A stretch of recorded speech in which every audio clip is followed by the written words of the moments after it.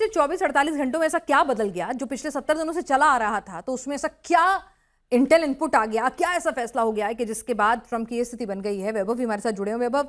शांति वार्ता फेल है, ईरान झुकने को तैयार नहीं है। मुनीर साहब वहाँ कतर में भी बैठे हुए हैं, कतर की तरफ से भी तेहरान में बैठे हुए हैं, सबके भाई मान जाओ, पर लग नहीं रहा है कि कुछ कॉन्क्रीट निकल कर आ रहा है। तो ऐसा कौन सा इंटेल इनपुट इस वक्त हम स्पेकुलेट ही कर सकते हैं अमेरिकन एजेंसीज को मिला होगा कि भाई कोई ईरान बहुत बड़ा हमला करने वाला है, या फिर अमेरिका ने डिसीजन ले लिया है कि भाई न्यूक्लियर बम नहीं, डर्टी बम तो इस्तेमाल हो ही सकता है, भाई ईरान से आर पार करना है, बहुत हो गया, इनफ इज इनफ। देखिए, ये कॉन्फ्लिक्ट जिन दो देशों के बीच में है एक्चुअल में, वो अमेरिका और ईरान नहीं है, बल्कि इजराइल और ईरान है। तो जो सबसे की प्लेयर है इस पूरे कॉन्फ्लिक्ट में वो इजराइल है, और अमेरिका भी इजराइल की लड़ाई लड़ रहा है। अमेरिका का अपना कोई एज सच कॉन्फ्लिक्ट ईरान के साथ नहीं था, और अमेरिका के तक पहुंचने वाली मिसाइलें भी ईरान के पास नहीं थी कि कोई ऐसा खतरा हो कि भाई ईरान कोई ऐसी मिसाइल लॉन्च कर देगा जिससे कि अमेरिकन लाइफ्स जो है वो स्टेक पे आए। तो इजराइल और मार्को रूबियो खुद ये बात ऑन रिकॉर्ड कह चुके हैं, अमेरिका के विदेश मंत्री, की चूंकि इजराइल हमला करने वाला था इसलिए हमने प्रीएम्प्टिव हमला हमने कर दिया कि भाई पहले हम ही कर देते हैं। तो इजराइल ये वॉर जब तक कंक्लूड नहीं करेगा तब तक ये वॉर नहीं बंद होगी, पहली बात। और अमेरिकन एडमिनिस्ट्रेशन के ऊपर जो इजरायली होल्ड है, और जितना होल्ड है वो किसी से ढकी छुपी बात नहीं है। अमेरिका की पॉलिटिक्स, अमेरिका की इकोनॉमी, अमेरिकन जो मीडिया है,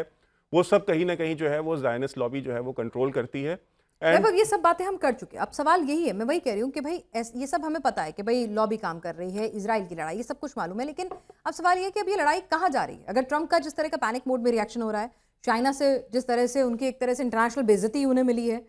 ईरान झुकने को राजी नहीं हो रहा है, तो अब क्या ट्रंप को कोई ऐसा इंटेल इनपुट मिला है जिसकी वजह से वो अब आर पार की लड़ाई छेड़ सकते हैं, युद्ध और ज्यादा भयानक होने वाला है? अब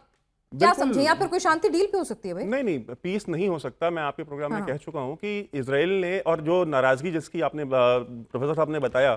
कि डोनाल्ड ट्रंप और बेंजामिन नेतन्याहू के बीच में जो बात हुई 2 घंटे की फोन की, उसमें बहुत ज्यादा तलखी हुई, और उसके बाद 2 घंटे तक उन्होंने किसी और से बात नहीं की। तो वो कहीं ना कहीं जो इजरायली प्रेशर है बेंजामिन नेतन्याहू का, और बेंजामिन नेतन्याहू ने आकर के बोला है ये चीज रिकॉर्ड पे कि भाई अगर इस समय हम अगर ये अमेरिका या हम अगर ये वॉर रोकते हैं, तो ये जो हमने इतना सब कुछ जो सफर किया है, या हमने जो इतना सब कुछ जो कॉन्फ्लिक्ट चला है, it will all B for nothing. इसका कोई प्रभाव नहीं पड़ेगा, वो रेजीम वहां की वहां है। तो इजराइल का जो एजेंडा है कि जब तक ये रेजीम चेंज नहीं होती है,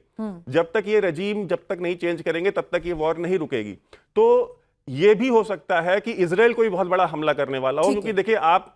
ईरान के तो न्यूक्लियर बम की बात कर रहे हैं, लेकिन इजराइल के पास भी तो न्यूक्लियर बम है। ऐसा नहीं कि भाई ईरान का तो डिस्प्यूटेड है कि ईरान के पास न्यूक्लियर बम है या नहीं, ये हम और आप डिबेट कर रहे हैं, बट इजराइल का तो सबको पता है कि उनके पास न्यूक्लियर बम है। और अगर वो रेजीम अपनी एग्जिस्टेंस की लड़ाई लड़ रही है, तो वो इजराइल भी अपनी एग्जिस्टेंस की लड़ाई लड़ रहा है। अगर उसके एग्जिस्टेंस पे बात आएगी, उसको ये लगेगा कि ये रेजीम अगर सरवाइव कर जाती है, तो यानी नेतन्याहू ने कुछ ऐसा फैसला ले लिया है, अमेरिका तो चलिए सोच समझकर फैसला लेगा क्योंकि डायरेक्ट स्टेक नहीं है उसका, वो तो समझाने की भी कोशिश करेगा इजराइल को। लेकिन क्या नेतन्याहू ने कुछ ऐसा फैसला ले लिया है जिसे रोकने के लिए ट्रंप शायद भागे भागे दौड़े एग्जैक्टली मैं उसी पॉइंट पे आ रहा था कि अमेरिका खुद तो कोई न्यूक्लियर अटैक नहीं करने जाएगा, लेकिन इजराइल की गारंटी कोई नहीं ले सकता है। क्योंकि अगर इजराइल को ये लगेगा कि भाई अगर हमारी एग्जिस्टेंस पे सवाल है और ये रेजिम हमारे खिलाफ कुछ बड़ा करे, या हो सकता है कि अमेरिका इस वॉर से विड्रॉ करे ड्यू टू पॉलिटिकल प्रेशर, और हम क्योंकि देखिए कोई अनलिमिटेड प्रेशर इजराइल का भी अमेरिका के ऊपर नहीं है, ठीक है, एक लिमिट तक ही वो प्रेशर क्रिएट कर सकते हैं। तो अगर उनको ये लगता है कि भाई हम अपना सारा प्रेशर